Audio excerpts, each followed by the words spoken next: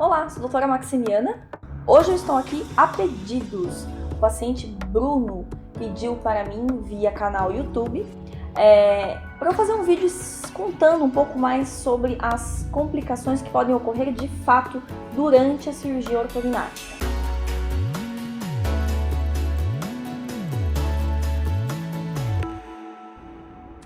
Então, gente, toda vez que a gente fala de complicações é um assunto polêmico, porque afinal é um assunto tenso, a gente não quer que ocorra isso. Mas é importante, por outro lado, que você saiba o que de pior pode acontecer e saiba que também tem tratamento, tá? Então, eu vou falar algumas complicações que são inerentes aos procedimentos cirúrgicos como um todo e algumas mais específicas no que diz respeito à cirurgia ortognática, tá? Primeiramente, toda vez que a gente vai cortar, seja pele, seja intrabucal, mucosa, né? A gente tá expondo o paciente a um risco de sangramento, tá? Sangramento transoperatório ou hemorragia, tá bom? Quando a gente tem alguns vasos sanguíneos mais calibrosos, a gente tem esse risco, tá bom? Obviamente, a gente estuda a anatomia da face, né? Justamente para saber quais são os acessos, quais são os locais onde a gente tem um maior risco de ter um sangramento durante a cirurgia. Se isso ocorrer, né?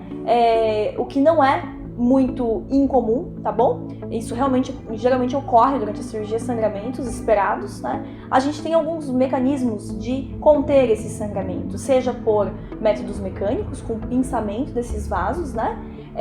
Ou sutura desses vasos, pinçamento e sutura dos vasos, ou com métodos como o eletrocautere, que a gente vai lá e queima um pouquinho o vasinho, ou então alguns materiais hemostáticos que a gente usa para parar o sangramento, tá bom? Então, essa é a primeira complicação e a mais, digamos, fácil de contornar dentro da nossa especialidade, ok? Tem algumas complicações que são inerentes à anestesia geral, tá? E aí, eu não vou explicar exatamente o que pode ocorrer de errado a respeito da anestesia geral. A única coisa que eu posso falar quando a gente leva um paciente para anestesia geral, a gente faz uma série de perguntas, a gente colhe o histórico do paciente, o histórico de saúde do paciente, por quê? Em busca justamente de alguma doença ou algum problema que esse paciente tenha que impeça de levar ele para o hospital, tá? Então, cirurgias eletivas, ou seja, cirurgias que a gente agenda para levar o paciente para o hospital, para fazer uma cirurgia, né? Nós conseguimos controlar esses fatores, ou seja, quando a gente observa que tem alguma coisa que não está dentro da normalidade, esse paciente não é levado para anestesia geral. Ele não vai ser submetido à anestesia geral, ele vai passar primeiro com o médico responsável para compensar, controlar a sua doença, para depois a gente pensar em fazer alguma cirurgia. É diferente de cirurgias realizadas por caráter de emergência, onde a saúde do paciente, né, a vida do paciente muitas vezes está em risco e aí, independentemente do problema de base que esse paciente tem, a gente tem que levar esse paciente para anestesia geral, tá? Agora eu vou falar sobre as complicações decorrentes do procedimento cirúrgico que a gente vai realizar durante a cirurgia ortognática, né? Afinal, o que a gente faz? A gente faz um corte no osso, né? Para que a gente consiga mover esse osso tridimensionalmente, certo? Então, muitas vezes, a gente tem que promover uma fratura, tá? Essa fratura é induzida para que a gente consiga mobilizar o osso para a posição que a gente quer, correto? O que pode acontecer de errado? Essa fratura pode ocorrer de uma forma errada, tá? E essa é a pior complicação dentro do nosso procedimento que a gente pode ter, tá? Tem como tratar? Claro que tem como tratar, tá? A gente tem técnicas para tratar esse tipo de complicação, tá bom? Então a gente está lá operando e de repente a fratura não ocorreu como a gente queria, tá bom? Na pior das hipóteses, o paciente precisará sair da cirurgia como era feito antigamente, né? Com um bloqueio maxilomandibular, ou seja, com a parte de cima, a parte de baixo travada, para que permita, né, a cicatrização óssea de uma forma adequada, já que a fratura não ocorreu de forma adequada. Se a fratura ocorre de forma adequada, hoje em dia não é mais necessário, tá?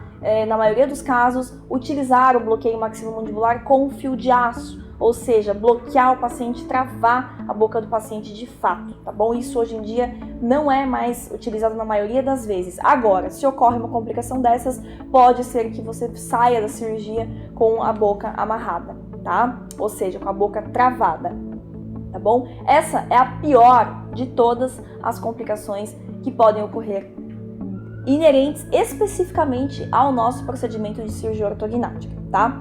Outra complicação que pode ocorrer, você vai estar de aparelho ortodôntico, certo? Então tá lá os bractes instalados, né? E a gente usa os bractes com os ganchos durante a cirurgia, né? É importante ter um aparelho super bem instalado, tá? É importante que o seu ortodontista deixe esse aparelho instalado. E é também importante que a gente consiga avaliar se esse aparelho está bem instalado para ir para a cirurgia com ele todo certinho, tá bom?